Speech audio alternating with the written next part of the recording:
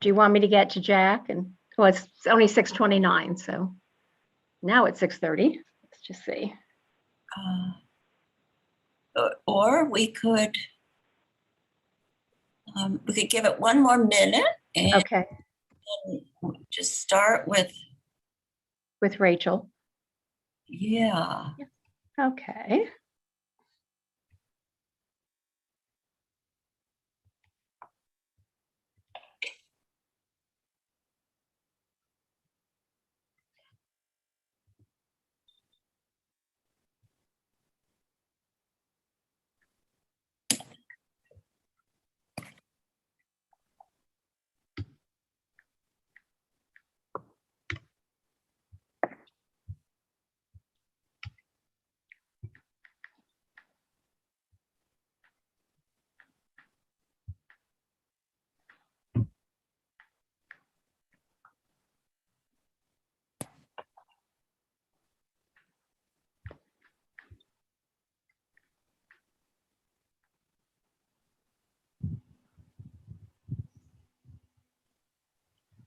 Peggy and Gail, Rebecca has joined. So Oh, terrific. Very good. Then we are ready to begin. Yes. Excellent. Good evening, everyone. My name is Gail Barron, and I'm the co-chair of the Women and Families Committee of Community Board 8 Manhattan, along with Peggy Price. We're really delighted to have each of you join us this evening for this extremely important discussion. As we have seen with some statistics, domestic violence has been unfortunately on the rise during the pandemic, and we're fortunate to have a wonderful group of outstanding speakers who are going to address the issue and also talk about how we might be able to halt this very disturbing trend. With that said, I'd now like to turn the program over to my co-chair, Peggy Price, who has a few words that she'd like to say. Good evening, and thanks again for joining us tonight. This evening, we are addressing the scourge of domestic violence that's worsened during the pandemic. Nationally, CDC's data show that severe physical domestic violence afflicts about 1 in 5 women and about 1 in 7 men during their lifetime. Tonight's panel of speakers will address the ways the pandemic has increased this domestic violence and what victims of it can do. We also will hear about a form of domestic partner abuse called coercive control, which is gaining attention nationally. Essentially, coercive control involves ongoing efforts to control an intimate partner, either by preventing the partner from engaging in activities or access to finances, or by forcing the partner into unwanted behaviors through intimidation, humiliation, or other means. Our top flight panelists will discuss these issues, and they include New York State Assembly member Rebecca C. Wright, Rachel Teicher, who is Director of Intimate Partner Violence Intervention at the National Network for Safe Communities at John Jay College of Criminal Justice, Manhattan Assistant District Attorney Pamela Blandino, Karen Benjamin Hamlet, who supervises the Victim Assistance Center in the Manhattan District Attorney's Office, and Sergeant Sumei Lee of the 19th Police Precinct. After all the speakers' presentations, we will have a question and answer session between the audience and the speakers. To ask a question at that time, please raise your hand virtually by clicking on the reactions tab at the bottom of your Zoom screen. When called upon, you will be unmuted. So thanks again for joining us for this important program. We'll now start by hearing from Assembly Member Rebecca C. Wright.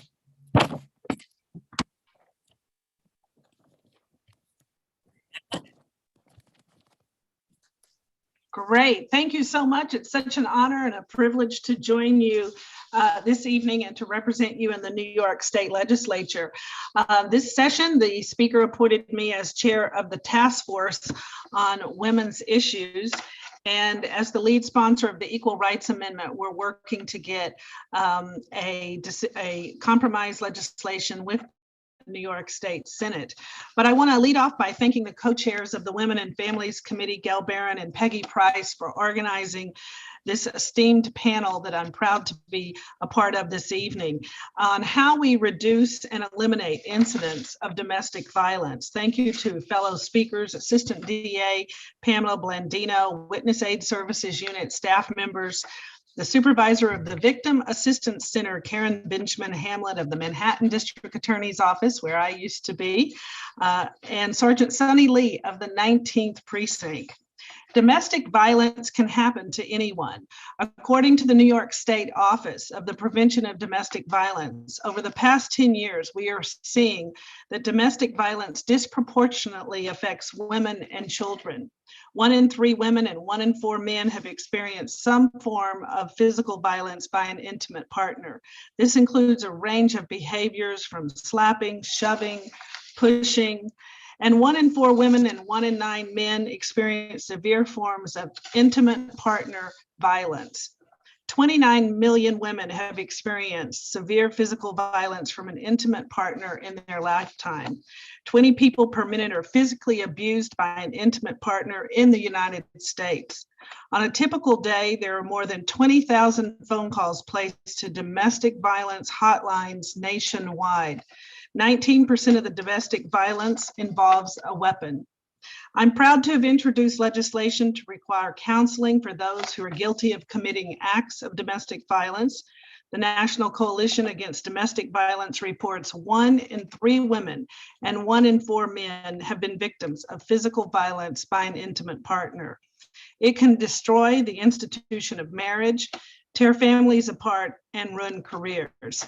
It is a compelling interest of the state of New York to ensure that perpetrators of domestic violence receive the professional help they need in order to break the cycle. Additionally, I'm co-sponsoring legislation to establish the crime that you just heard about of coercive control. This legislation would define coercive control as a strategic course of oppressive behavior and battering as ongoing oppressive behaviors using multiple tactics like violence, intimidation, isolation, and control. The bill would establish the limiting or restricting in full or in part the victim's behavior, movement, associations, or access to or use of his or her own finances or financial information, and provides that coercive control is a Class E felony. Our office has also introduced legislation to define consent in statute as freely given, knowledgeable, and an informed agreement. We know that approximately 1 in 4 women and 1 in 10 men have experienced sexual violence, physical violence, or stalking by an intimate partner. 1 in 10 women have been raped by their current or former partners, and nearly 1 in 5 women in the United States have experienced forms of sexual violence other than rape from their partner. As a lifelong advocate for women's equality, I understand the importance of the legislation to sexual assault victims being afforded justice in the courtroom. Our legislation would replace the current practice at criminal trials of leaving juries to deliberate over the meaning of consent without any guidance from the statute. The proper definition of consent in New York's laws will clarify lawful sexual conduct, guide behavior, and make it possible to hold sexual predators accountable. The COVID-19 pandemic has only amplified gender inequality. The United Nations Women issued a report by Jennifer Cooper, a political analysis and program development specialist, who I was pleased to have as a speaker for a meeting of all the women legislators in Albany that I chair as the head of the Women's Legislative Task Force. That report identified the pandemic is impacting women socially and economically. As victims of domestic violence, people have been locked down with their abusers. Since the outbreak of COVID-19, emerging data and reports from those on the front lines have shown that all types of violence against women and girls, particularly domestic violence, has considerably intensified. We are dealing with a shadow pandemic in which globally 243 million women and girls have been subject to sexual and/or physical violence perpetrated by an intimate partner in the past year. For every 3 months of lockdown, an additional 15 million additional cases of gender-based violence is expected. New York State Domestic and Sexual Violence Hotline records a 33% increase in calls for April 2020 compared to April 2019. And shelter occupancy rates upstate are rising 78% in April 2020 versus 59% in 2019. In New York City in 2019, there were a total of 26,020 reports of intimate partner violence and an additional 10,115 acts of other family domestic violence for a staggering total of 36,135 citywide incidents of domestic violence. This doesn't include all of the cases which go unreported from fear or retaliation. This session, I introduced and passed a resolution to proclaim October as Domestic Violence Awareness Month in the state of New York. By proclaiming October to be Domestic Violence Awareness Month, we are amplifying the voices of survivors to help those who are still struggling today and making the public aware of the many resources available to aid our victims. New York State has been a leader in supporting survivors. In the Assembly, we passed a budget to provide critical safety net funding for victims and families impacted by domestic violence. The budget includes $69.4 million in local assistance for programs that provide services critical to the well-being of New York's children, including childcare, child welfare services, foster care, adoption, subsidies, adult protective and domestic violence services. That approved spending includes $200 million for pandemic emergency assistance, which will provide federal funds to local social services districts. This week on Wednesday, June 16th, from 5 to 8:30 p.m. and on Wednesday, June 23rd from 1 to 4:30 p.m. there will be a virtual public hearing on the accountability for those who harm their intimate partners and how New York State should respond by providing oversight on these issues. I invite you all to tune in. And for those of you who are watching, if you know someone who is experiencing domestic violence, please take down these numbers for the State Office for the Prevention of Domestic Violence. You can text 844-997-2121 or call 800-942-6906. Help is available. So I look forward to hearing from our other speakers this evening, and thank you very much. Thank you so much, Assemblywoman Seawright. We're just so pleased that you've joined us, and certainly what you've outlined shows why it is so necessary that we move forward and figure out ways to address this very serious problem. And thankfully, we have you in the Assembly with your leadership, moving us in the right direction. So thank you again. Our next speaker is Rachel Teicher, and as Peggy said, she's the Director of Intimate Partner Violence Intervention at the National Network for Safer Communities, which is located at John Jay College. And she also was with the Mayor's Office for Domestic Violence in the past. With that said, Rachel, we look forward to your remarks. Thank you for being here. Thank you. Thank you so much for inviting me. And thank you everyone for joining us tonight. I really want to thank everyone because it's a beautiful night outside. So I appreciate that everyone's come together to pay attention and learn about and talk about this really important issue. My name is Rachel Teicher, and I work at a place called the National Network for Safe Communities. What we are is we're an action research center that implements proven interventions worldwide to reduce violence and improve public safety. We focus on minimizing arrest and incarceration, strengthening communities, enhancing legitimacy, and building partnerships between law enforcement and communities that they serve. Our work focuses on a range of issues, including intimate partner violence. And in my role, I'm fortunate enough that I get to work with frontline providers, first responders, and elected officials across the country and a little bit overseas as well on reducing intimate partner violence. And as the Assemblywoman started us off with, we have quite the task ahead of us. And we've always known that. But now more than ever, it's important for us to be thinking and talking about this, because as we've seen for the past year and a half, something that has been barely contained behind closed doors is something that we can't allow to continue the way it's been going. So I'll just touch briefly on a few different things. One, a little bit about some of the dynamics. Two, how that played in during the pandemic and what we've seen during the pandemic itself, and then some ways forward.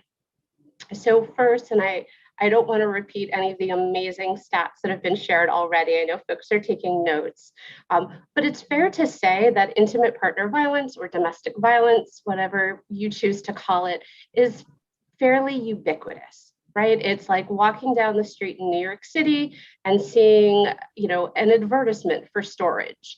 It's there, you just don't always see it, right? And as was highlighted, well, we often think about domestic violence as being about physical abuse. A large part of it involves emotional, sexual, financial abuse, verbal abuse, and this very key term, coercive control. This is something that we probably have all experienced without ever even realizing it. That is how powerful, right? And how psychologically embedded it is, particularly in close relationships where we try to influence someone else's behavior. Now, with our friends or family, we often think that that's okay because we're doing that for good reason. But when it comes to an abusive partner, coercive control can take the form of things like limiting your ability, right, to wear PPE, right? Limiting your ability to get access to the vaccine, right? Shaming someone for washing their hands or even getting the vaccine. It's a psychological tool of power and control that can terrorize another individual. And this is something that's really important to think about as we reflect on what's happened over the past year and a half, and we think about what our lives and the lives of the people that we care about are going to look like in the near future. Part of what happened during COVID-19 was unfortunately a perfect storm. Right? We talk in the field of domestic violence about how this is an issue that is often kept behind closed doors. Well, during the pandemic, we were all asked to stay home, right? And to keep ourselves closed off from people for public safety reasons. What we know is that abuse thrives in isolation. And while we were doing everything we could to protect our physical well-being, at the same time, the conditions were being exacerbated in our homes and in our communities and led to an increase in intimate partner violence. Right? And this, again, takes many forms. We heard maybe a year ago, right, that suddenly there were more and more calls coming about domestic violence, and not just to our law enforcement partners and not just to our prosecutors, but also to our counselors and our advocates. And because of the fact that people were now in the same space, often all of the time, with little privacy, right, and with few outlets to safely and regularly leave their homes, the ways in which all of these people that help survivors, all of that had to change. So for us now, it's fairly routine. We log on to Zoom, we're in our meeting, we can talk pretty freely, we laugh when someone's cat comes in. But when it comes to actually engaging with someone for help, right? If you do not have privacy, if you don't have the ability to talk on the phone, if your cell phone is monitored, right? And you can't text freely, then your access to help and to the outside world is significantly decreased. So another thing that came up with all of this was, of course, some economic instability and an increase in those daily life stressors, right? As well as health and mental health stressors. These are not things that cause intimate partner violence or domestic violence, but these are things that can exacerbate tensions, right? And can create situations that make it even more difficult for someone to stop themselves from hurting someone and from someone to stop themselves from being able to walk out and say, I've had enough. So when most of our resources are geared towards being in person, right, and involve individuals having some freedom and autonomy to move around, all of our providers had to change what they do and how they do it. And one of the things that I've seen from working at the national level is that in every city, they focused as much as they could on what was coming to their attention, and at the same time looked to find alternative ways to get help to people and to let people know that help is available. So among other things, right, New York State, with our family justice centers, with our co-located services in our police departments and in our district attorney's offices, right, and in our public information campaigns, we know that help is available not just through a toll-free number. We also know that there are options now for texting too, which is huge. This is something that a lot of places didn't have capacity for before. We've also become very creative about how we get help to people. So as you will hear from some of my very esteemed colleagues, there's something called safety planning. Safety planning is all about helping an individual make a plan to stay safe. That could mean whether they are staying in their home, and in the case of COVID-19, many survivors had to make plans about how to stay safe and keep their families safe while living with an abusive partner. We've also seen the increased use of signals and code words, right? And being able to lean in to understanding when a survivor is telling us something, but using very different words. So things that we should be mindful of is we're quite creative problem solvers.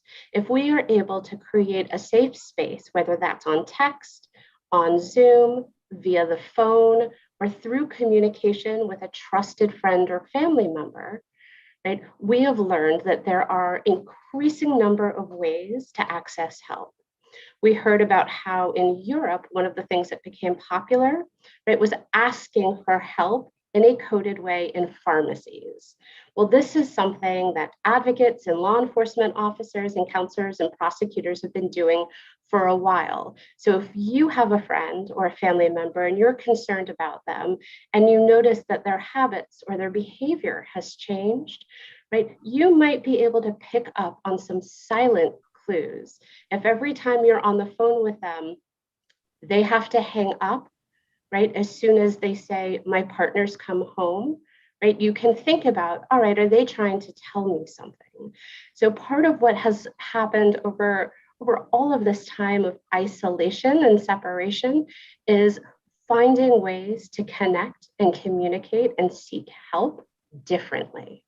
Okay. At the same time, we've seen our systems really struggle to not only meet up with the demands for help, but also stay safe themselves. As I'm sure we'll hear, right, our court systems, our law enforcement officers, our shelters, all had to shift how they did business, both to keep themselves and their staff safe and to keep communities safe. So one of the most important things to think about going forward, right, is how do we prepare ourselves, right, for a world where we don't have immediate and easy access? And one of the wonderful things about the resource-rich and I'd say, advocacy blessed jurisdiction of a place like New York City is that we come together, right? We think creatively and we make things work. So what we've seen throughout the city is a continuation of services, but in the most unusual of ways. Whether you have people taking calls from home, prosecutors potentially showing up on Zoom to make their appearance in front of court, right? All of us using our individual private cell phone numbers, right, to get in touch with people. What we have found is in response to this dramatic increase in need for help, we have found within us a wealth of resources despite how tapped, right, and spread thin we all are. And I just want to highlight how important that is and how commendable that is, that with all of the many issues going on and all of the many concerns, that we've been able to maintain a focus on what is so vital, which is keeping individuals and their families safe.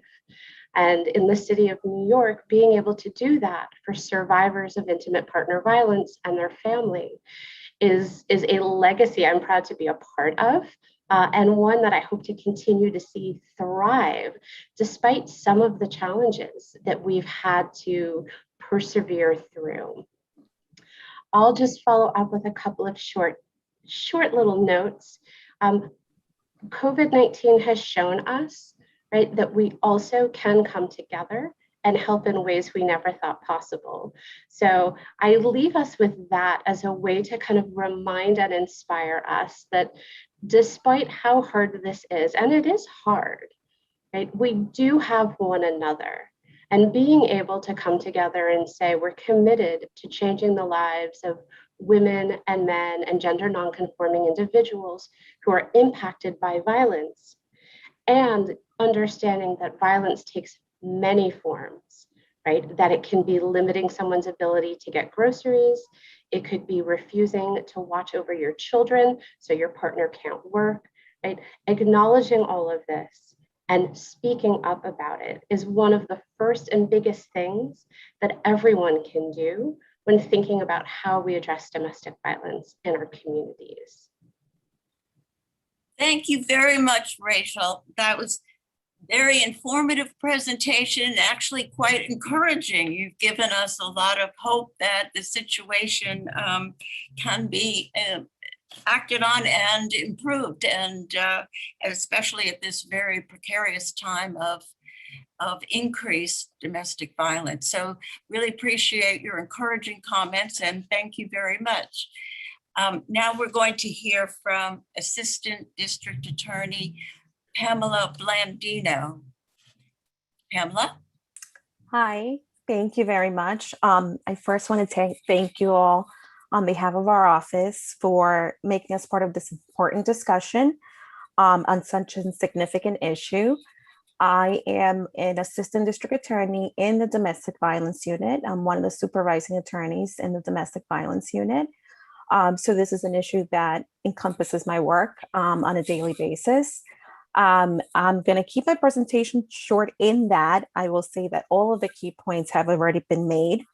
And I want to emphasize that the work that we do and the goal that we keep in mind every day is to take all of those points into account, right?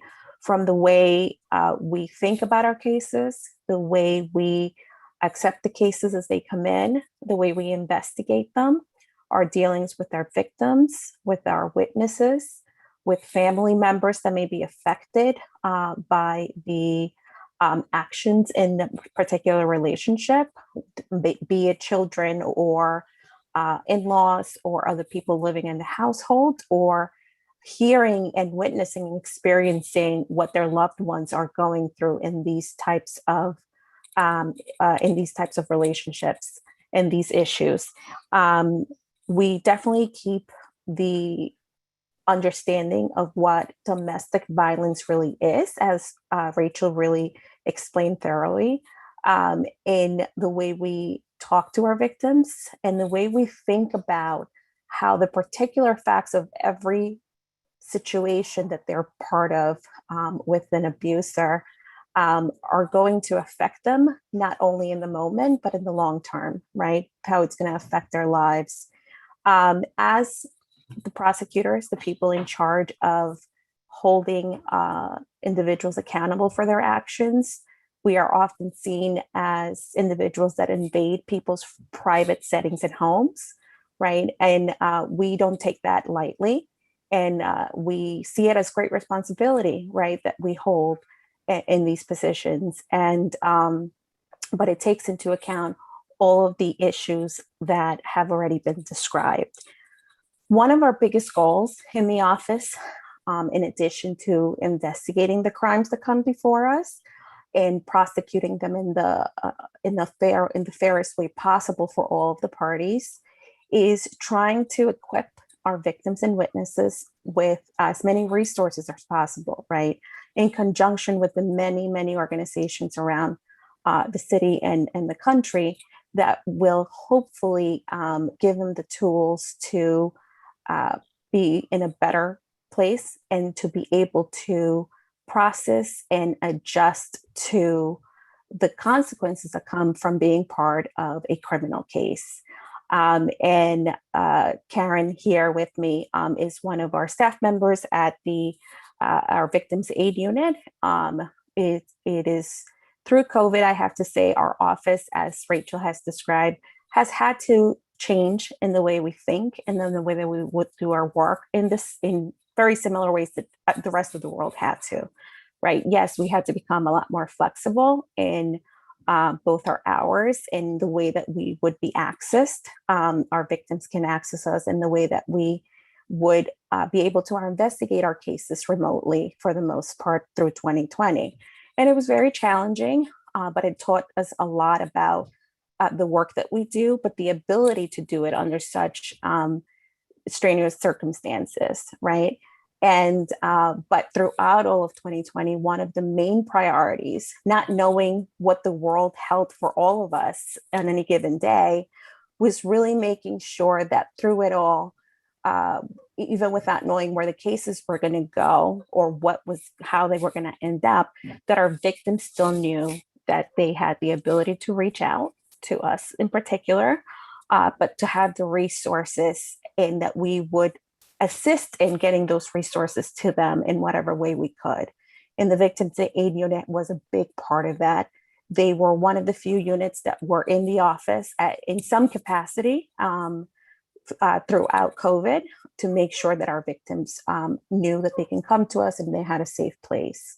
Some of the difficulties that we face as prosecutors investigating cases is the realization that, as Rachel explained, the victims would not have the ability to access us, right, to report cases to NYPD or us, because sometimes the cases come directly through us. The reporting comes directly through us, as well as the not knowing that if they did have an opportunity to report, when we actually met with them, in this form through Zoom most of the time, what they were experiencing behind that camera, right? Were there abusers with them? Were they coercing them into saying something different than that was originally reported? And it was a sad reality, and it's something that we had to deal with. It also, unfortunately, is not new to our work. That's something that we have seen before and that we've had to maneuver around in order to hold people accountable, but also to keep our victims safe and to try to better their situations. But we had to be a lot more flexible, a lot more mindful of those potential issues, and a little more clever in how we would go around them. We also made sure that our victims knew that for whatever reason, if they were hesitant about going forward with the criminal justice process, and we didn't have the ability to do so without their cooperation, that they had other resources to attempt to keep themselves safe, in addition to organizations, for example, seeking a court, an order of protection through family court. And we always try to make the connection to the family justice centers in order for them to assist them through that process. And in this very trying time, that has been one of the resources that we feel has been very well received for individuals that have not been mentally ready or in any way ready to go through the criminal justice process, which is a very hard and disrupting process to go through. And I think that's what I have to say for now. Karen, would you like to add anything? Well, if I may, Pamela, Yes. what sort of, are you seeing an increase during this pandemic? And could you tell us a little bit about that? And if any of the cases are different than they have been in the past? So through the pandemic, unfortunately, most of their work comes through arrests from the NYPD, right? That's a huge bulk of the cases that we get, especially in the domestic violence context, is officers responding to 911 calls, either by victims or by eyewitnesses, neighbors, passerbys that are witnessing the particular crime being committed, or hearing screams of help through the wall. And so at the very beginning of the pandemic and through towards the end of 2020, there was a huge decrease in the number of cases that were reported in comparison to the previous year, or arrests that were being made. However, we knew that had to be just by virtue of the pandemic and the limitations, as Rachel described very thoroughly, of the victim's access to, to seek help. Once sort of in the fall and in the winter of 2020, starting around there, but definitely towards the beginning of the year, that the reporting increased once again, and the arrest went back to what is more normal numbers. In terms of what the cases looked like, domestic violence cases have always encompassed a wide array of crimes, right? They are physical abuse, assaults, for example, strangulations, or criminal obstruction of breathing. The choking cases are some of the most common physical abuse type of cases. But there was a huge number of cases, an increase, I would say, involving electronic crimes of some kind, whether it be threats being made over the phone, social media, email, text messages, and the like, or whether it was some sort of hacking of those types of electronic communications in an effort to control the particular individual. And that increase in great numbers. One of the other big difficulties we faced in 2020 was the change in policies but also the need that COVID created to take more into account the defendants, the risk that COVID presented to individuals being incarcerated. The unfortunate effect that had is a lot of times, especially through early COVID, a lot of the abusers were being released immediately, and they were returning to the home. And again, for the same reasons, the same difficulties that the victims had throughout not being able to report crimes at the very beginning, a lot of the times they were being re-victimized with the perpetrators going back into the home, and after a very brief detention. The cases, how that affected our cases in great part, a lot of the times victims that were cooperative at the beginning, that wanted to share their story, became uncooperative at some point in the process, right? Weakening the strength of the case and our ability to hold those individuals accountable, but also our ability to have jurisdiction over anyone to try to address the problems in the situation. One of the positives that we saw, that I in particular saw in supervising low-level crimes, the misdemeanor domestic violence cases, was a willingness by a lot more individuals accused of domestic violence in engaging in programming, right? And a refocus in what type of programming is being offered around the city. So one of the great programs that are being offered specifically in the intimate partner violence context was the abusive partner intervention programs, right? The programs being offered right now in Manhattan by two agencies, the Fortune Society and URI, the Urban Resource Institute, that are that shift the focus a little bit from previous IPV programming to take into account all of the factors that really are at play, both from the victim's perspective and from the defendant's perspective. So that was one positive that we saw and that we continue to see in at least in the lower level crimes, charges being brought by our office in cases. But yes. Thank you very much. That was extremely helpful. You're And welcome. now we'd love to hear from Karen Benjamin Hamlin, who is supervisor of the Victim Assistance Center in the Manhattan District Attorney's Office. Karen? Hi, good evening, everyone. So thank you so much for having us. Pamela and I sort of are like a package deal because we work both, with domestic violence and we represent the Manhattan District Attorney's Office. And one of the things that the Manhattan District Attorney's Office has done so well is to realize that domestic violence and any approach to domestic violence needs to be holistic. And so one of the things that they've done is to entrust in the Witness Aid Services Unit, my unit, the ability to address and interrupt DV at the most foundational levels, right? During the pandemic, there has been a rise in domestic violence. We have seen it. We have had so many more cases come in, and we have really had to, task ourselves with making our approach different. We needed to reach people in their homes. We needed to reach them on the most basic levels in order to be effective. And again, to begin that interruption of violence, right? And in WASU, just as an overall description of what we do, we work collaboratively with the district attorneys on the cases to ensure that our victims are supported, right? And we do so through advocacy and through counseling.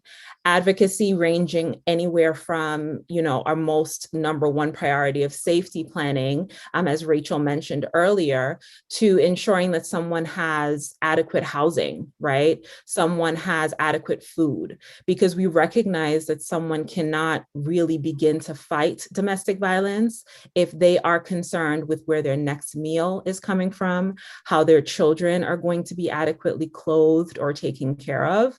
And so we recognize that we had to really start right in their homes, right? So we had to meet with these victims on every single domestic violence case that comes into our office. We get upwards of 200 cases a week, right? And so an advocate is tasked proactively to reach out to that survivor and to introduce services, right? We introduce ourselves, we tell them, who we are, what we do. We are essentially their BFFs throughout this whole process to make it just that simple. We make ourselves accessible to them. And we have really had to vamp up the way that we communicate.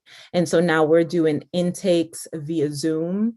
We have placed our warm line, not a hotline because it isn't 24 hours. We call it our warm line on our phones. I have 2 phones currently here with that line on there, as well as on advocates' phones. And our advocates are ensuring that our relationships with community agencies such as NYCHA is utilized in safety planning. We find that a lot of our DV survivors are in housing, right? New York Housing Authority. And we are partnering with our family justice centers. We are ensuring that we have good and strong relationships with our community shelters. We are making direct referrals and warm handoffs to those shelters. We are also equipping our survivors with counseling, free counseling, right? Because we recognize that in order for them to fully be able to address DV, they have to be mentally and emotionally supported and sound. Because, you know, we realized that this was, and we've always known this, but during the pandemic, we realized that there was a real concern that was happening, again, through, as Rachel said, isolation of our survivors, right? We made ourselves available, especially in October 2020, Domestic Violence Awareness Month. We went into schools virtually. We had conferences with different community agencies. We went into nursing homes. We engaged the community on the street level to make sure that they understood that we were here and that we were ready to support them through both the pandemic as well as through domestic violence, right? As it increased during the pandemic. And so we went in and we addressed it from high school. Right? We made sure to demystify any myths that existed, starting in high school, because it happens there, right? We made sure that people understood, especially the students understood, that hotlines were available for them to call. We made sure they understood what resources were available. We answered any questions, and we were able to address any concerns for those individuals who just weren't sure if what they were experiencing was indeed DV, which is what we see a lot too. Right? Some people think, he's calling me or she's calling me 100 times because they miss me or they care. And we really had to get in there and interrupt that and say, well, maybe not, right? Has this sort of increased to control, right? Are your movements restricted because of this individual? We asked important questions so that the survivor could understand better their situation, because it was all about education and empowerment for us.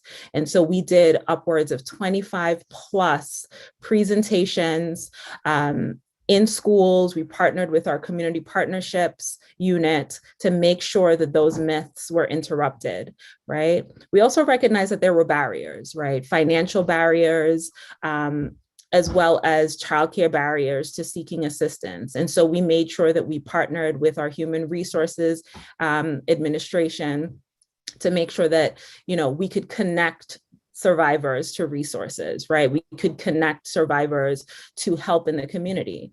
For example, if a survivor had a case with their abuser, right? We were able to get in there and make sure that that survivor could then start their own case through HRA, right? We made sure that if they had a lease together, that lease could be bifurcated in order for that survivor to seek help. We made sure that if they were in housing and it was unsafe, that we would work with our partners at the New York City Housing Authority to transfer those individuals to safe and secure housing, where they could then begin the journey of healing and fully participate in the prosecution of their cases, right? We wanted to make sure our survivors had a voice. And so they were able to speak to us on a very, very deep level with our counselors to make sure that their emotional needs were met. And we also wanted to respect autonomy. And so if a survivor did not want to participate with us at that time, we made sure that they knew that we were here for them, regardless of their decision. We made sure that they understood that our purpose and the reason that we did this was to ensure that they were safe and that they had autonomy over their situation. We made sure that they knew that they were experts.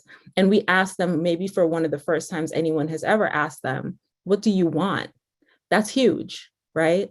For a survivor, that question is powerful. We think sometimes that we have all the answers because we're in these roles and we're social workers and counselors.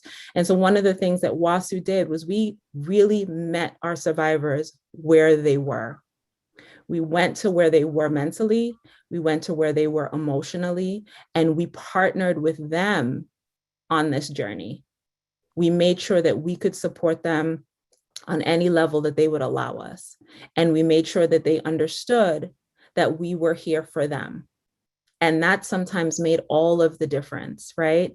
We would get cases sometimes at midnight We would get emails from our partner ADAs, and we would be available for that person.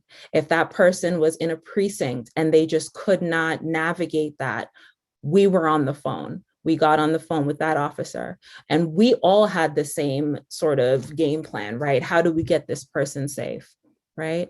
And again, you know, a lot of what we have done has been what we've done over the years, but because of COVID and because, as Rachel mentioned and Pamela mentioned, we did see that surge. We had to make sure that our work adapted to meet the demand of our survivors, right? So again, we got on Zoom, we texted, we emailed, we met at hours sometimes that we probably would not have done if not for the pandemic, right? We were heels on the ground, and we were there to hold their hands, keep their backs straight, and make sure that they were able to participate or not. But if they chose to participate, that their voices were heard. That was huge for us. They were safe and they were heard. And we did that throughout the pandemic. There was never a moment that WASU went down. We kept it going, and we continue to keep it pushing, and we continue to evolve. We continue to make sure that our services are adequate. We're always looking for new and innovative ways. We've partnered with Section 8 more recently in a way that has never been done, right? We are always looking for ways to interrupt domestic violence because we have to. It adapts, you know, it gets in, it's insidious. And we definitely make sure that we are just as clever and just as determined to support our survivors. So thank you so much for having me. Thank you very much.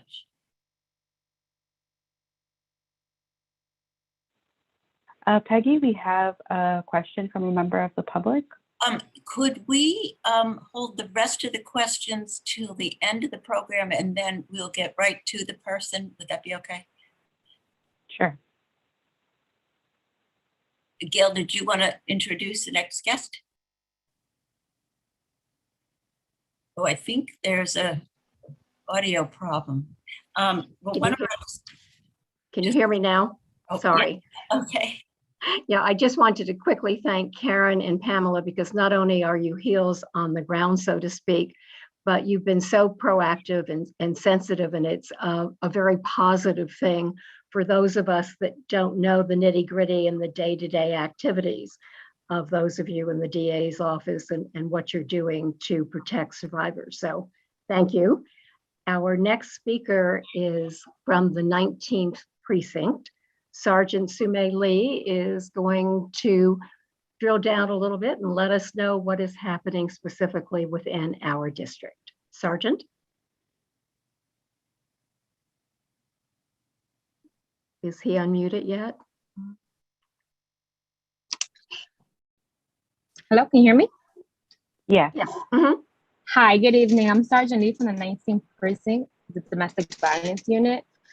So basically what I'm going to speak about what we do at a precinct level. So whenever anyone calls 911, whether it's a neighbor or a victim or a family member or someone who's aware about a domestic incident going on at this location, we respond to the scene. So whenever the officers respond to the scene, now it's their responsibility to try to obtain as much information from the parties involved.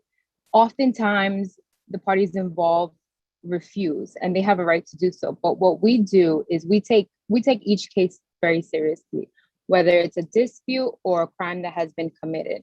So if anyone refuses to provide the information, we still, in the domestic violence unit, will go out to that apartment at a different time on a different day to see if, now that it's a couple of days later, now that the parties are more calm or they're thinking differently, would they provide information, or if they would tell us what's going on in the household. And we do that with all cases.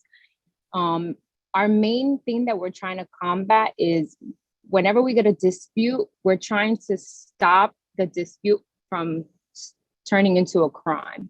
So a lot of times what you do see is you have multiple disputes at the certain households, and then the disputes tend to turn into crime. So what we do is we go to the disputes, we respond, and the next day or a couple of days later, we try to get in contact with the victim. And we look for things such as if the victim looks timid, if there's something that we think that they don't want to tell us. Whenever we go to the house, we try to interview the suspect and the victim separately, see if there's something else in the household going on. And then we always offer services. So we work very closely with the CVAP program, which is the Crime Victim Assistance Program. And they call them after the fact, and they try to see if they can offer them services. So they're not NYPD, and sometimes people take to the CVAP program because they feel a little more comfortable speaking to them. But then sometimes they feel comfortable speaking to us, and they will talk to us and tell us what's going on. And we feel that with the programs that are being offered, they do counseling. If they're the victim of a crime, let's say like a financial crime, they help them get reimbursed. We help them feel safer. We try to change locks at locations. We make sure that we conduct home visits randomly. We don't announce our presence. So one day we'll come early in the morning, 9 o'clock. The next day will come at 11 p.m. So things happen very sporadically. We don't tell you when you're going to come. So it's kind of, let's say if there's actually domestic violence going on in the households, they don't know when we're going to come. So we can see different things, or we can hear different things, or the victim can tell us at different times of the day when the suspect isn't there of what's going on and how we can approach this situation. So everything is always different, and different services are needed within every family differently. And so we just try to combat that with every case and try to see how we can assist this family. As for our district in general, as for this precinct, for the year to date, so from January to now, we have a decrease in the amount of domestic incidents that were reported. For 2020 and 2019, they're around the same number. And for 2021, they have decreased by about 100 calls. As for the crimes, we are about the same for 20. So for 2019, it was actually a little less in 2020 compared to 2019. So for complaints total that are non-felonies, not our non-7 major felonies, we have about 181, and for 2020 we have 166. But now for 2021, that number is going back to the number for 2019, which is 198. So we're seeing that now that COVID, people are more comfortable to call 911 and have people in their household, that they're doing it. So compared to from 2020 to 2021, the number is slightly increasing because people are just more comfortable coming forward. And that makes us more comfortable, honestly, because we would rather it go reported than unreported. So what we also do is people aren't aware of how to get help. So we try to do it bi-weekly. We do our domestic violence outreaches, which are domestic violence officers. They set up a table anywhere in our precinct. We try to go to the locations that have the heaviest foot traffic, and we hand out pamphlets, and we try to make the community know that we are around. Make them know that it's okay, you guys can call us. If you don't feel comfortable calling 911, you can call our office. And if there's something else going on, you can approach us and we can give you a card. My domestic violence officers, they always answer their phones. They're here to help the victims. And they answer the phones at strange times and nights when they know something needs to be done. So they guide them, they guide the families to hopefully combat domestic violence. And that's, any questions? Yeah, thank you very much, Sergeant Lee. What is the phone number that we could share with our audience if there is a problem? Yes, you can call our domestic violence unit number is 212-452-0663. And if you call that number, you'll reach one of us. If not, you can leave a message and we always call you back. Okay, wonderful. Thank you very much for that informative presentation. It was extremely helpful. And so we'd like to take questions now from the audience. As I had mentioned earlier, Anybody who has a question should click on the raise hand button on reactions at the bottom of your Zoom page. And let's see, we have, let's see, We have Rita Popper. Rita. Hi.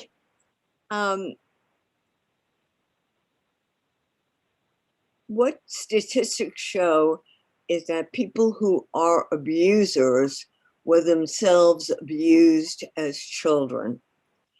Do you think that this should be, that abuse or how you treat other people should be taught in school so that children know if they're in an abusive situation?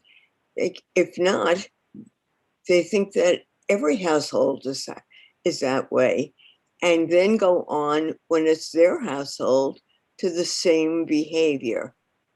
Do you think that it is worthwhile to start teaching what violence is, verbal or physical, in school? And who should that be addressed to? Anybody who wants to answer. Okay, how about Rachel and Karen, both of you, if you don't mind. Maybe we'll start with Karen. Karen, would you like to answer that? Yeah. Absolutely. So we do believe that, and that's one of the reasons that we have gone into schools to begin that conversation, as young as 15, 16, 17-year-olds, because we do believe that education is paramount. And what studies have shown is that DV and people who perpetrate DV tend to have had insecure attachments when they were children, right? So that they weren't thoroughly, and this is not across the board, right? So this is not, okay, I'm a domestic violence perpetrator, and so automatically I must have been abused as a child, right? But what studies have shown are that most of the people who do perpetrate DV have had those insecure attachments and maybe did not have role models to look up to that modeled healthy relationships. And so the Manhattan District Attorney's Office has partnered with our community partnerships unit to ensure that we are educating our youth, that we are going into high schools. We partner with Stuyvesant High School in Manhattan, among others, to make sure that we're having those conversations and we're answering those questions and we're demystifying what DV really is, because a lot of our youth, a lot of our kids, they think that that's normal. Oh, he's showing me all of this attention, or she's showing me all this attention. They're showing me all of this attention. And so we really start there. We really try to get in there and make sure that they understand the real definition of DV, that it can look all different ways and that it really does not discriminate in any way. So the long-winded answer is yes. You think that? Thank you very much. Would any of the other panelists like to chime in, offer a view? I have a question. Should we start earlier than teenagers to teach this?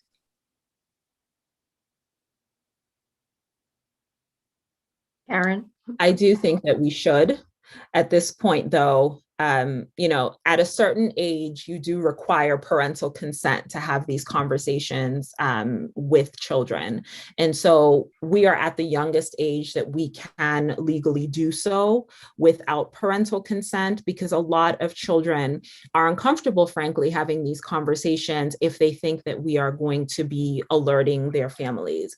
I do think one of the ways that we could even combat that are through our medical providers, right? When a child goes in for a physical or for any sort of well-being visit, to start having those conversations at that point. And I think that's worth a conversation if we could sort of stretch our tentacles even into the medical field to make sure that our pediatricians are having those conversations as early as possible. Thank you. I had another question following up on that, Karen.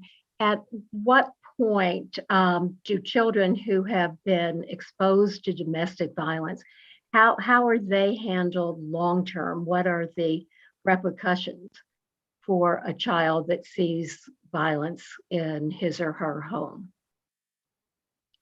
So scientifically, it's shown that children who experience violence, even in utero, they are at risk for, also perpetrating violence. One of the things that we recognize just scientifically is that children have early childhood experiences that can, create a negative outcome. But if those are interrupted and are replaced with ongoing positive childhood experiences, those can be turned around.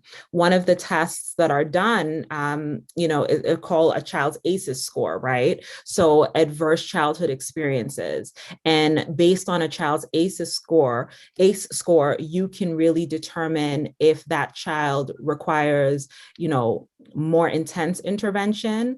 But that always, as children grow, because the brain is constantly developing, you can always interrupt that course, right? And that's one of the things that we're trying to do, is really interrupt that and replace those with positive interactions. We partner with the Administration for Children's Services as well, so that if we are recognizing that a home is unhealthy, that we are recognizing that a child is at adverse risk, that we are interrupting that by partnering with ACS, right?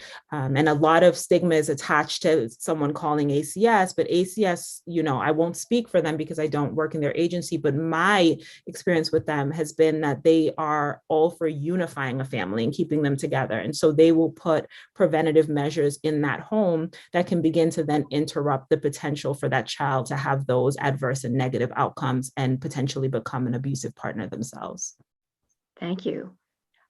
In the domestic violence context, I will say within our work and our cases, we have the child abuse unit who deals with specifically crimes perpetrated against children, whether there is physical abuse, sexual abuse, moral and mental well-being, at-risk abuse. In the domestic violence context, where a lot of the times either the children are not of age to be considered a child abuse crime, so they're over the age of 14 or over, or the crimes being perpetrated are against the adults, but the children are experiencing it themselves.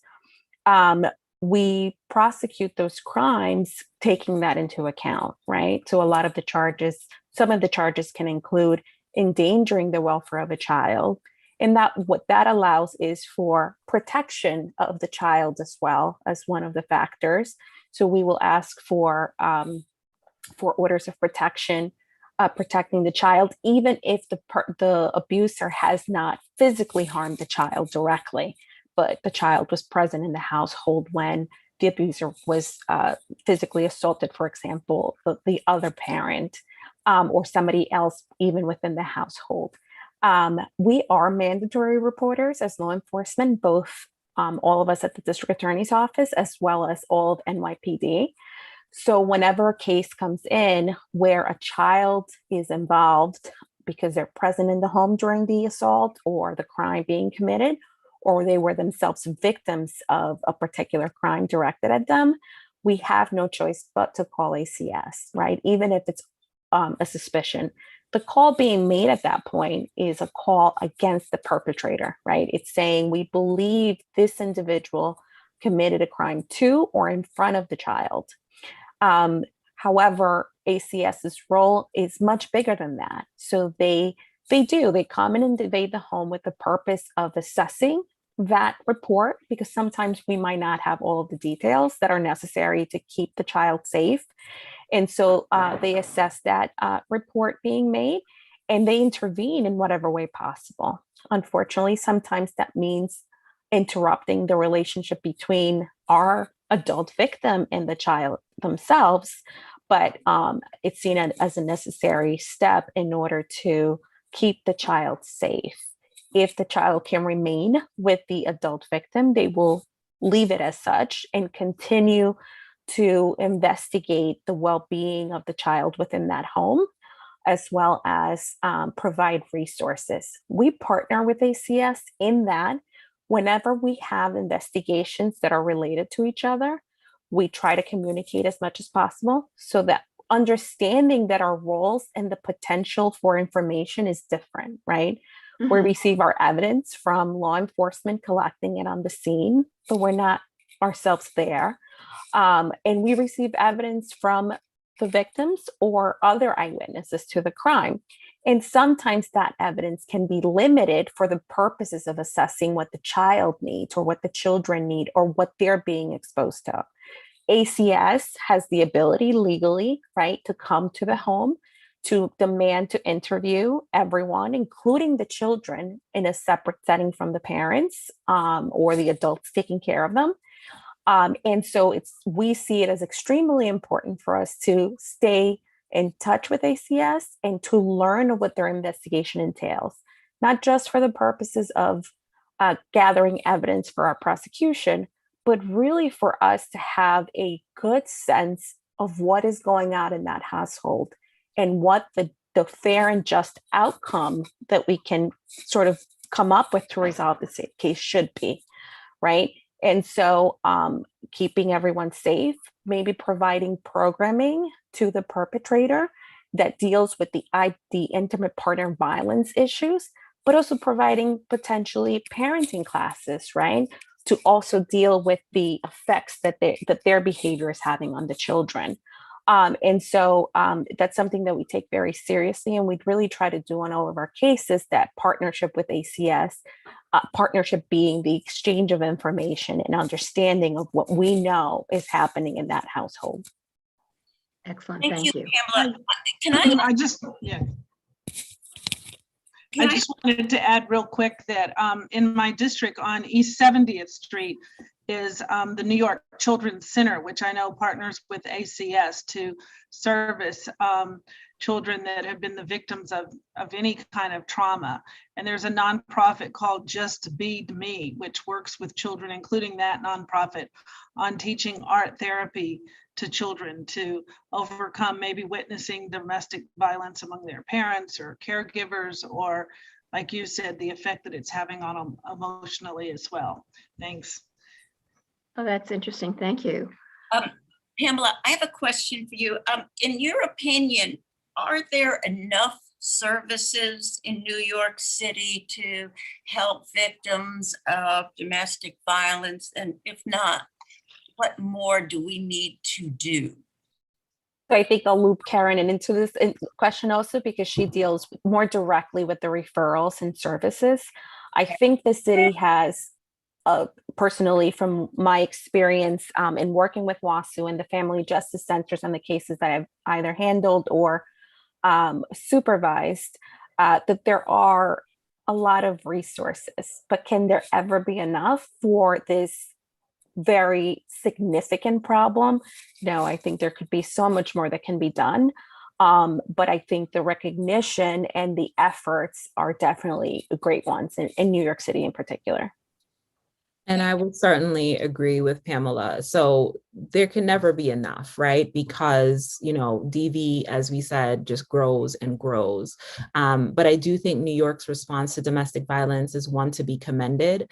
I definitely think the partnership that we have amongst one another and the fact that we're even having this conversation to recognize maybe gaps that need to be filled really speaks to the strength of our response to DV.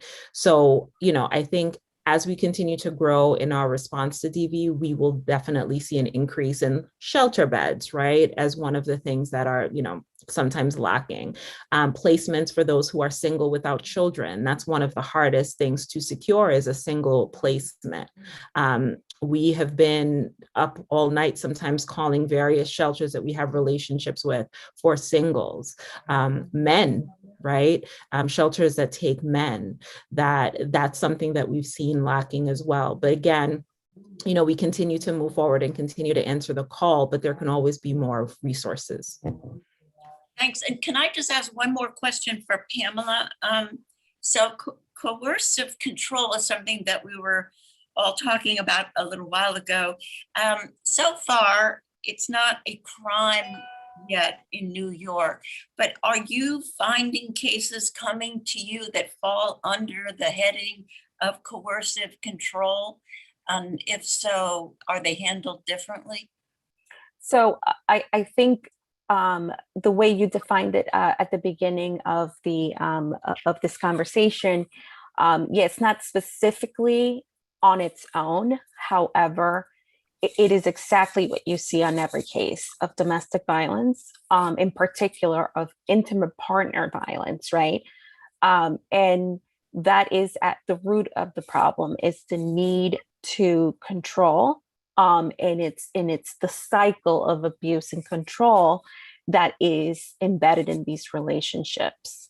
And we have seen it more akin to how you described it, as being coercive in a number of types of crimes, right? Domestic violence can apply, the title, the heading can apply to any crime under the penal law, not any, but most crimes under the penal law, right? As long as the relationship is defined as an intimate partner or familial relationship.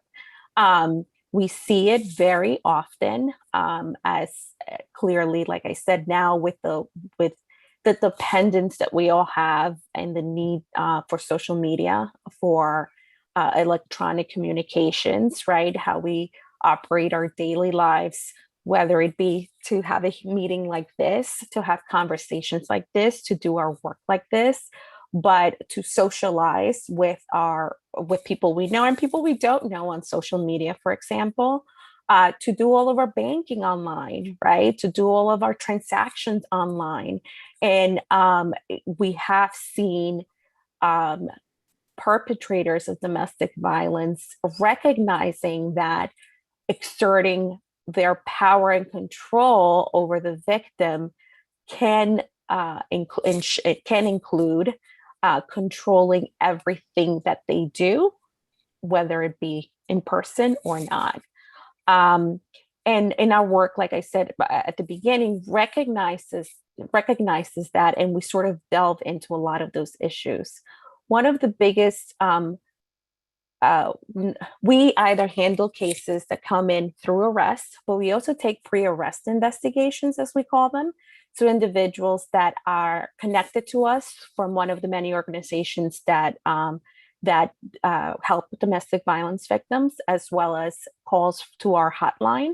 We have a domestic violence hotline in our office, as well as walk-ins, sometimes individuals that come and report the crimes directly to us. And we investigate the crimes before an arrest is made. And there has been an increase in over the years, in the last few years, in crimes being reported for stalking online. A lot of the times, even in the domestic violence context, right, it comes in as the victim not necessarily knowing who is doing the stalking, but they're receiving nasty messages on social media. They're receiving emails that are concerning and threatening. A lot of the times in the DV context, is still directly, the perpetrators are obviously doing it without hiding, but we are investigating a lot of those types of crimes a lot more in recent years. Again, as part of the coercive behavior, either to directly coerce the individuals to do something that they shouldn't do otherwise, in order to keep the power and control in that relationship, even if the relationship has long been over in reality. Thank you very much. Thank you. Very helpful, Nancy. I have a question for Rachel. Rachel, I'd like to know if there are warning signs early on as far as the profile of a potential abuser. So that's a great question. I want to lean on some of what Karen and Pamela have talked about, and some of what the folks have raised in the questions.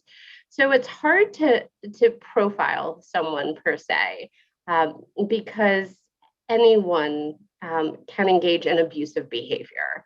Warning signs are going to vary. So things that might cause some concern, if someone is behaving in a way where they are trying to tell you what to do, and what to wear and where to go and who to talk to. If they are calling you names, if they are talking down to you and being disrespectful, these are all kind of red flags. But more than that, there's also the acknowledgement that so much of what we think about as being a warning sign or bad behavior is really normalized today. And so, we have to think about two things. One, Karen mentioned earlier, hurt people hurt people. So if we don't have tools, if we don't have tools to communicate with our partner, if those habits weren't modeled for us, right, and we don't have access to counseling or other resources that help us kind of go through our trauma, right, and understand how our own experiences are impacting our relationships in the here and now, then we have to kind of acknowledge that so many of us, right, are walking around with untreated trauma. And that in and of itself can be a warning sign. When someone has experienced something incredibly traumatic, including violence, substance use disorders, a mental health crisis, economic instability, right? These could be factors that might impact someone going from how they seem to be normal every day to having a harder and harder time functioning. So looking for sometimes small things like isolating from friends and family. There's something called love bombing, which I think is a very terrible term because it sounds like you're going to shower someone with love, and you are, but it's done in a suffocating manner. So nonstop attention to someone can be a warning sign. Following everything they're doing on social media, right, and commenting about it or sharing it with people can also be a warning sign. And I think one of the challenges we face kind of with this next generation is how do we separate out the normal ways that we communicate and connect with one another, and how do we remind people that there are certain behaviors that actually can be dangerous. So someone who is constantly blowing up your phone, it's nice if someone wants to call and leave you a message or text you, but getting dozens and dozens of texts and calls is problematic, and being kept from seeing friends and family, right? Anyone who's trying to prevent you from getting access to something or someone that's important in your life, is worth a question or two. Thank you. I actually had another question for Pamela, Karen, Rachel, and Sume. If you see a friend or potentially a fellow employee that you think might be a victim, but you're not sure if indeed they are involved in domestic violence, it's just kind of your gut, what is the best thing to do, the best way to be able to help that person? So anyone who wants to answer. I think one of the biggest, the most important things that anyone can do in relationships with friends or family is provide them support, right? It's making sure that, again, because as Rachel and Karen have also described, it's the need for power and control, and one of the biggest things being this isolation factor. And there's a lot of hesitation. There's a lack of understanding what's happening to you as it is happening to you in that relationship. It's making sure that, as opposed to accusing or trying to question someone to push them into admitting something they may not realize that it's happening to them, it's making sure that they understand that when they get there, or if they're already there, that they could be a near to be told, or a hand to an arm to lean on, so that when the person is ready, or when something does happen, as opposed to shying away and feeling embarrassed or feeling insecure about sharing the experiences with someone, that is the person that's going to be thought of to say, this is my safe place, right? I can tell this person without judgment. I can process these feelings and these thoughts with this particular individual.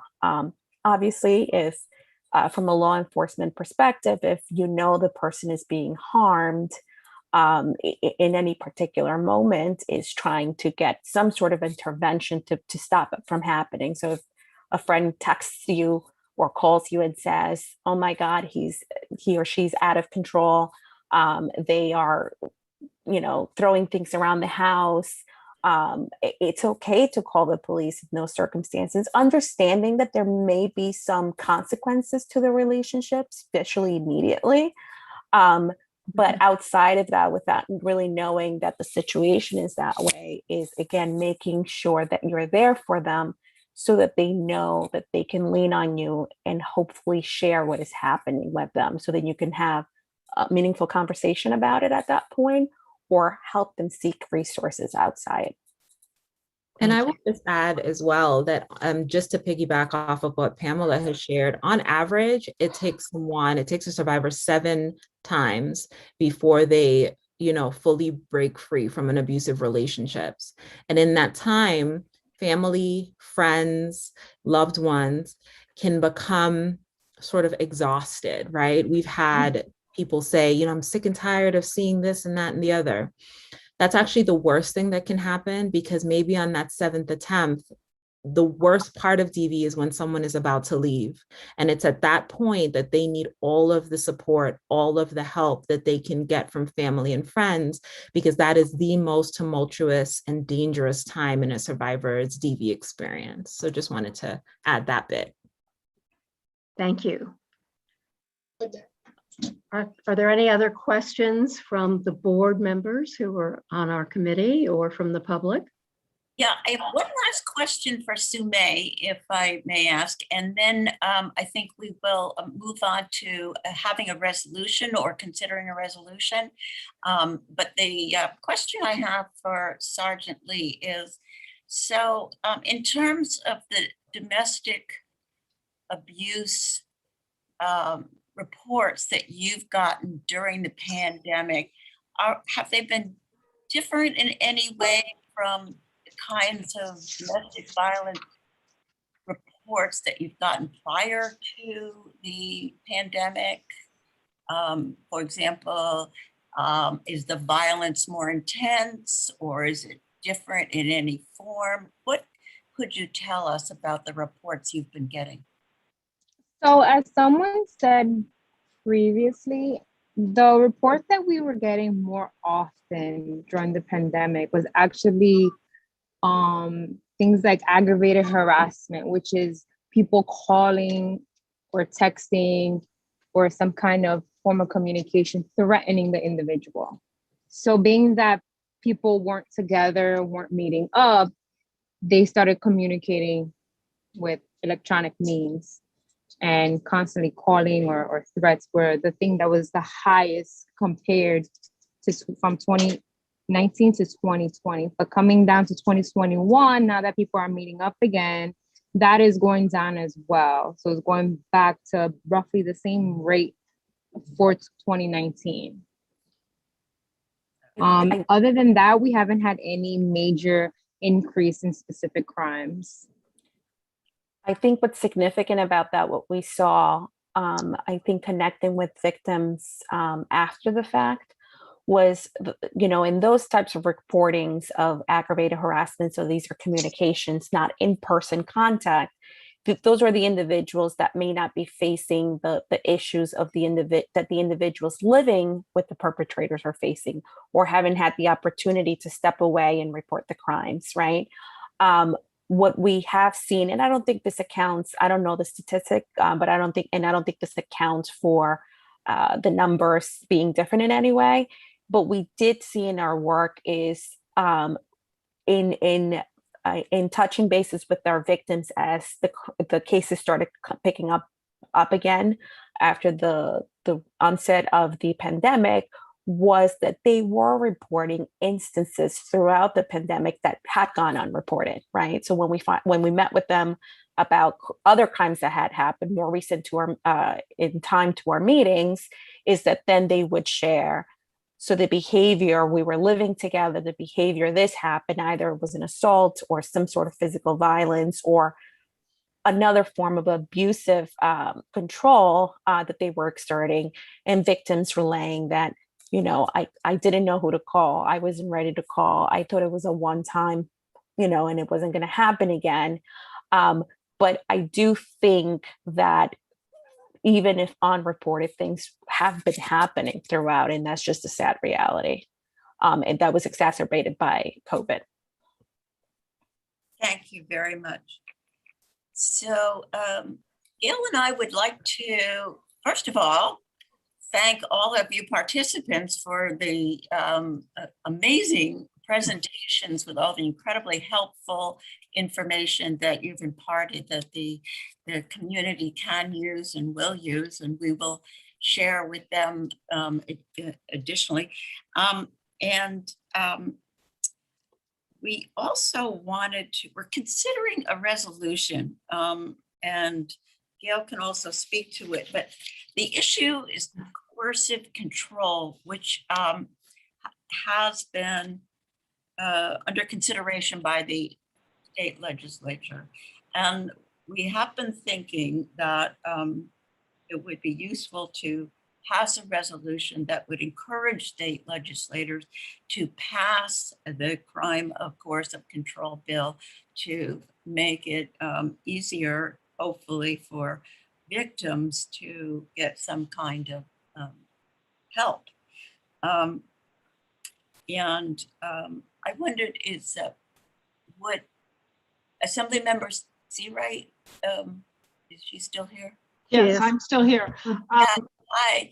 First of all, a quick question. Would it be helpful for your cause if we passed a resolution, and I can tell you what we are thinking about, but we'll see what the board says, about supporting the state legislature's initiatives to make coercive control a crime? I think so. I mean, that would be the equivalent of a memorandum of support. And my office can certainly check and see if there's any memos of opposition that have been circulated since the bill was in committee when we adjourned this session. So a resolution, the equivalent of a memo of support, I think would be very good. Yeah, thanks. There's two ways that I saw that the legislature appears to be addressing it. One was that coercive control was woven into what was called the Phoenix Act, which you may recall passed in the state Senate during the 2021 legislative session, but did not pass in the state's assembly. And apart from that, there were the separate crime of coercive control bills in both the Senate and the Assembly, neither of which passed. And so the question that Gail and I had was that, and we asked one of the authors of the Phoenix Act whether it would be better for us to encourage legislators to support the Phoenix Act that includes coercive control in it, or to back the bills that specifically targeted coercive control and would make it a felony. And I'm interested in your opinion as to what we should support, or should we support all of the above? Well, if you want to put all your eggs in one basket, you could just do the coercive control, but I don't see why you couldn't do a memo of support or a resolution supporting both. So, I mean, it's not going to create any harm for you to push on both fronts. And therefore, if one makes it and the other doesn't, at least you're on record of supporting both. So, I would say push on all fronts and, the louder the voice, you know, the squeaky wheel always gets heard. So we are adjourned for this session. We go back into session in January. And so strategizing on what groups out there that can be partnered with. Like I said, we have this hearing tomorrow and the next day coming up. So strategizing and forming a strong coalition, that's what I'm doing on the Equal Rights Amendment. I think strength lies in numbers. And so I would certainly encouraging passing a resolution on both, or if you want to do one resolution and a memo of support on the other. Thank you very much, Good. Rita. Peggy? Rita, are you? We have a, So I'm just going to second that resolution Okay. and if possible, call the question. Okay. Sounds good. So is there, Saida, who would be in charge of counting up votes, or do we just ask for a show of hands and we can see if We any? should have a voice vote for all of the committee members who are here and the board members. Okay. just give me 1 second. I apologize. I Okay. have to jump off for something that started at course. 8 o'clock, but thank you for having me and I look forward to working. Thank with you you for on this joining important us as topic. always. We appreciate it. Thank Very you much. again. Very helpful. Okay. And while you're doing that, I also wanted to do a shout out to Jeremy Lockett, who has joined us, who was helping to coordinate securing our wonderful speakers from the DA's office. So thank you very much, Jeremy. We appreciate all your help with this. Thank you. Okay, so I'm just going to start unmuting board members. Okay, so so let me tell board members what we were thinking of saying, and then which the question has been called, and then you can vote yes, no, or not voting. Abstain or not vote for cause. So Okay. so we listed several whereases. I'm not sure whether everybody wants us to read the whereases or just the be it resolved. Be it resolved.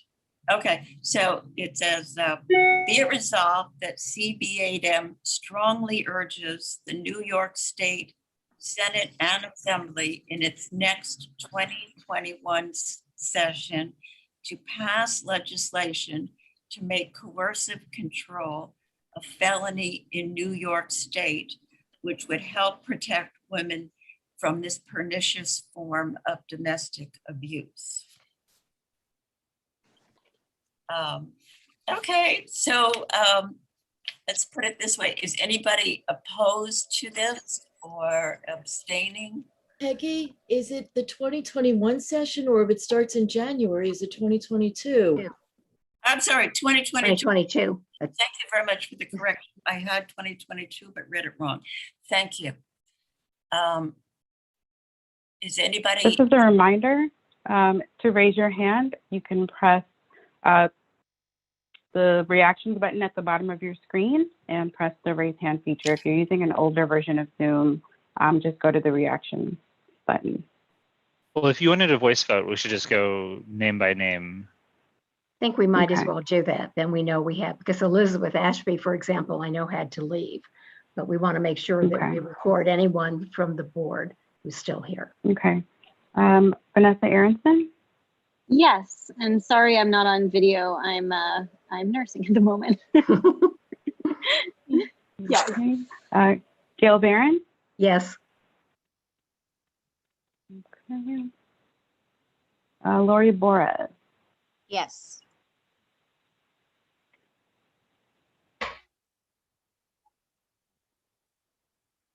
Alita Camp?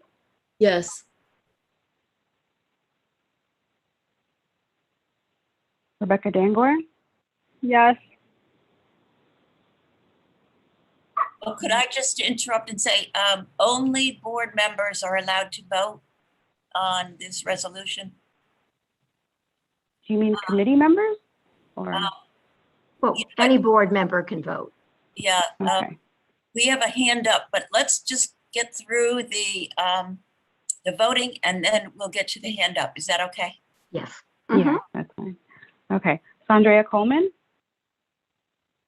Yes, but can I just make a short statement, if that's okay during the vote, because I didn't raise my hand. When I was hearing about the whereas, I know this is the Women's Committee.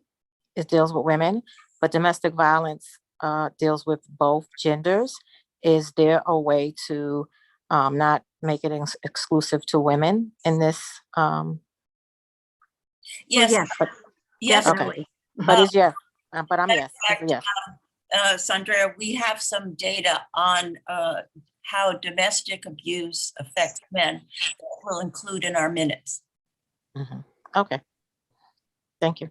Okay. Rebecca Jangor? Could you hear me? Okay, your vote. Yes. I think you said yeah. Okay, great. Okay, Thank you. good. Let's see here. Rita Popper. Yes. Okay. Rami Siegel Yes. and Russell Squire.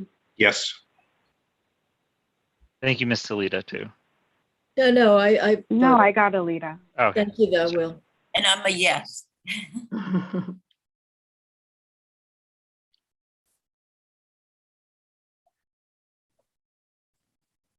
Is that 9 yeses? It's 10. Oh, okay. Can I just get the list though? So there's Gail, Alita, Rita, Sandrea, Lori, Rami, Rebecca, Russell, me. Did you get Vanessa? Oh, Vanessa Aronson. Okay, great. Okay. Terrific. Okay, so that passed unanimously, right? Yes. Yeah. I'd like to call on Bonnie Bonizella.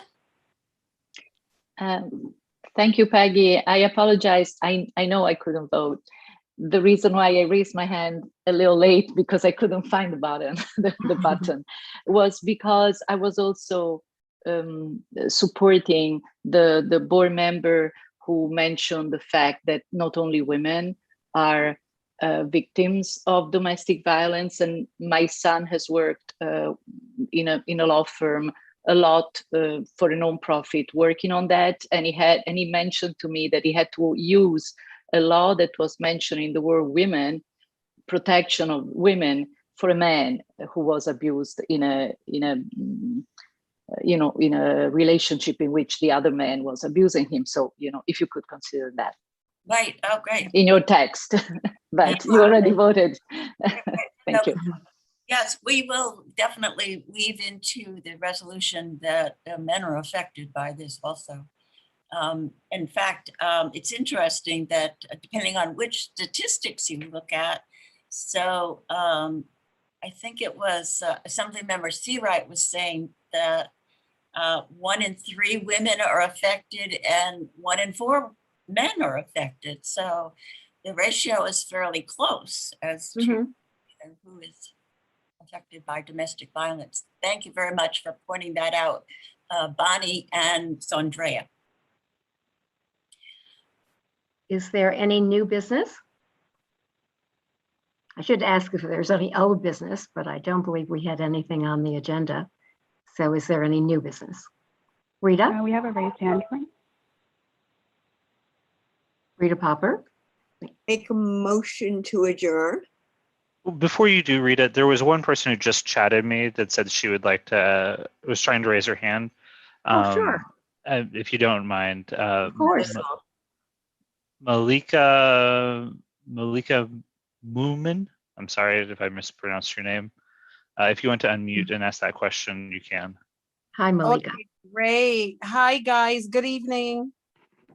Good evening. Hi. I haven't attended Zoom in a while, and I wanted to say how happy I was, how elated I was to hear you mentioned about a proposal to the legislators.